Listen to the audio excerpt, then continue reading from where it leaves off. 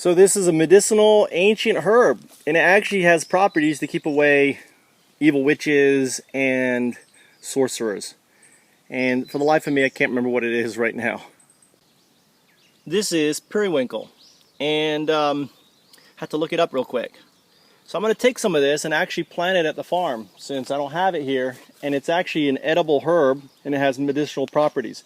So I always carry a bag around with me on my little scooter. It's not my garbage down there, it's someone else's garbage.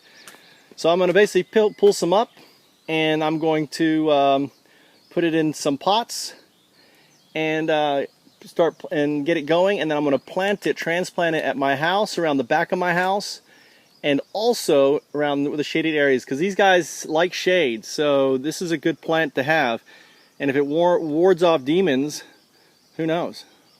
So this stuff is growing on concrete, which is really kind of cool, which means I could actually plant it around the front of my beds and have it growing like you know, around the pathway, which would be really cool. So I really like the way that this is. Look at it growing. It's meshed on there, and I've just basically just ripped it up. That's concrete right there. I just brought it up. All right, I pulled up a bunch of periwinkle. Now I'm going to take it to my greenhouse and pot it up and get it going, and then I'm going to plant it. So I'm on my scooter here. I've got my periwinkle in my bag, and I'm going to head off to the farm. All right, I'm off.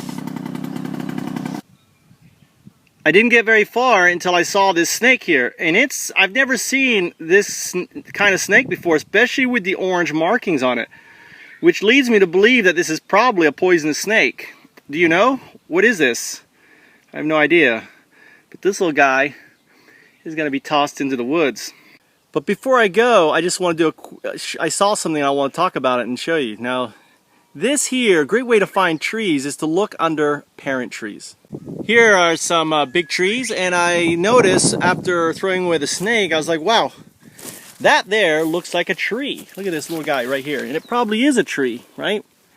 I'm not sure what kind of tree it is, but obviously no one would miss this guy going. Here's another tree. Look at this guy here.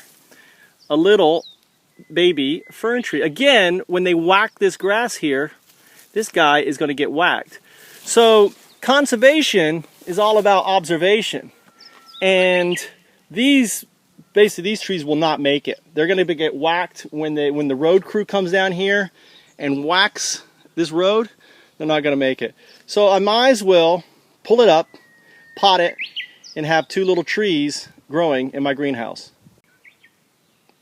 Grabbing the little baby pine tree was easy. Now this one here, I'm just digging into this very loose soil, right, down under the roots to ensure that I get all the roots. So you don't want to just pull it up. You want to reach down under. And actually there was a mole or something hole in there, and I'm reaching down there and grabbing it all.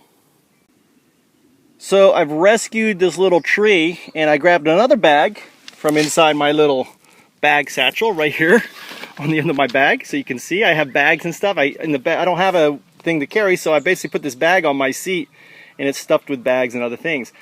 And now I'm going to basically pull this together, wrap it up, and take it with me. Ooh, where am I going to get the string from? Well, look, inside my little thing I have string, and I even have an inflatable and some more little baggies. So there's where I'm going to get the string from. So these two guys are good to go, and I actually put the little fern tree, as you can see, sticking out in with it. And it's all about, you know, bundled up. And I'm actually probably going to take this home and plant it in my house, because I don't have a pine tree. So why not do that? And I don't know what kind of tree this is, but it's some sort of tree, right? Anyone know? So I'm back on the scooter.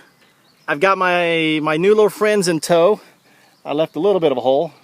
Oh well, I'm not too worried about it. And I put a snake into the forest for the critters to eat. So let's go.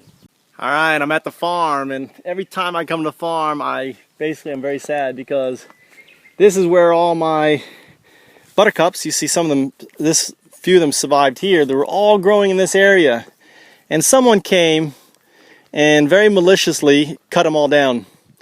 All the way there, all the way there, all the way down the side, and all the way down here. So you can see they cut them all down. Not only that, they cut my clover down. And it's coming back. You can see my clover is actually coming back through. I moved everything aside.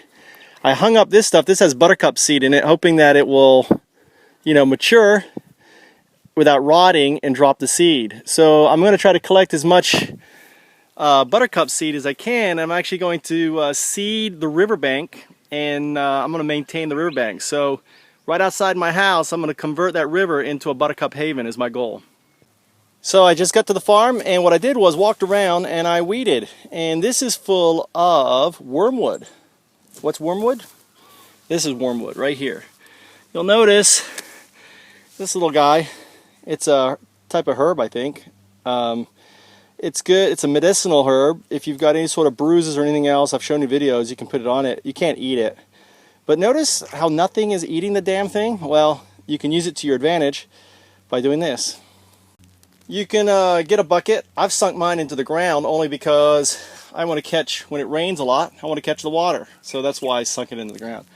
But I'm going to put this in here, and then I'm going to stick this big old stone that's in there on top of it. But first, let's use the water that's all the way to the top and water all my plants in here because they are thirsty. Catastrophe, lessons learned.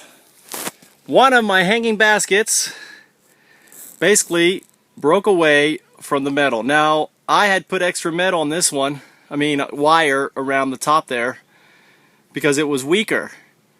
But look at this here, it fell down, and this one is a no-go. So I had 3, I got 1 more to stand up, and that's good because now I know when I put them up I got to make sure I got plenty of wire, and I'm probably going to make sure I got another thing of wire around that one just to be sure. So obviously it gets kind of heavy and you don't want this to happen. So I put my pillowcase full of wormwood, and I put the big stone on it, and you can see the stone is going to slowly compress, speeding up the decomposition and creating more of this amazing, you know, nutrient insect remover. Now I got to get back and let's survey the damage and see what I can do, if anything, to fix this. So I collected actually some buttercup seeds. So these are buttercup seeds. I'm going to take them home, and I'm going to actually sprinkle them in the back, and hopefully they'll grow. And I'm going to have buttercups. And also I want to get them out on the river bank. So, you know, hopefully by cutting everything down and basically sprinkling these out, that they will take. So I am tearing off the rape and just throwing the seed out and letting it sit here, and we're going to probably end up moving it some more. But right now what I'm more interested in are what I've left behind, which are the rape poles. Here's a pole, it's pretty sturdy, right? And it'd be great now to put a tomato. And I had a bunch of rape here. I still have to take that rape down. I'm going to do that too. I'm going to take all the seeds off, and I'm going to leave these poles. And as you can look, they're pretty sturdy. And I just put a tomato, and I'm actually going to put these 2 poles together like this, right? I don't know if you see my hand there, hold them together, right? Or like this. This one's actually stronger, and it's going to be a support structure for the tomatoes I'm putting down.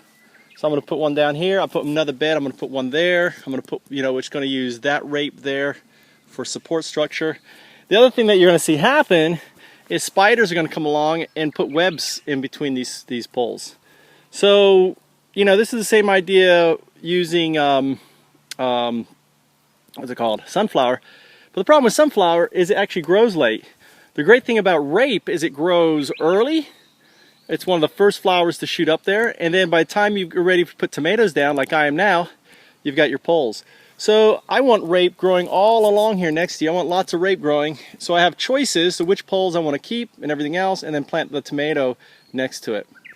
Hi, my name is Michael Trout, and I'm a startup entrepreneur and permaculture farmer.